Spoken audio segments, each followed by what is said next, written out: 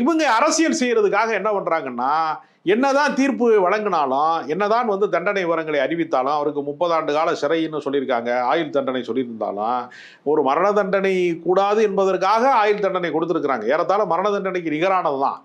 அப்ப இந்த தீர்ப்பின் வழியாக திமுகவுக்கு ஏதாவது நற்பெயர் வந்து விடுமோ, அவர்கள் நீதியின் பக்கம் நிற்கிறார்கள் என்கிற ஒரு இமேஜ் வந்துருமோங்கிற அச்சம் அவர்களுக்கு வருகிற போதெல்லாம் இது பாதி நீதியாக மாறிவிடுகிறது.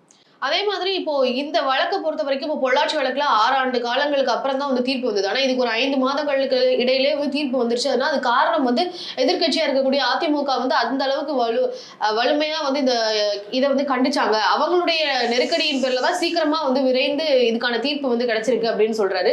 சோ இந்த வழக்கினுடைய தீர்ப்புக்கு அதிமுக வெற்றியை கிளைம் பண்ணிக்கிறத எப்படி பாக்குறீங்க? இல்ல இப்படி கூட சொல்லலாம்ல, காவல்துறை தான் சீக்கிரமா நடவடிக்கை எடுத்துச்சு, நீதிமன்றம் தான் நடவடிக்கை எடுத்துச்சு, திமுக நடவடிக்கை எடுக்கிறேன்னு கூட சொல்லலாம்ல. நாங்க தான் அழுத்தம் கொடுத்து தான் எங்கனால தான் எல்லாம் நடந்துச்சுன்னு சொல்றவங்க, இதுக்கும் கோர்ட்டு தான் இந்த தீர்ப்பு கொடுத்துருக்கு, அதனால கோர்ட்ல ஜட்ஜ் அம்மாவுக்கு தான் நன்றி சொல்லணுமே தவிர ராஜலட்சுமிங்கிற நீதியரசர் தான் காரணம் அப்படிங்கிறனால அந்த அம்மாவுக்கு தான் நன்றி சொல்லணும் நீதிபதிக்கு, இதுக்கு ஸ்டாலின் உரிமை கொண்டாடக்கூடாது என்று கூட சொல்லலாம்ல. அவங்களுக்கு என்னன்னா திமுகவினால இது நடந்தது என்பதை மறைக்கணும், அவ்வளவுதான்.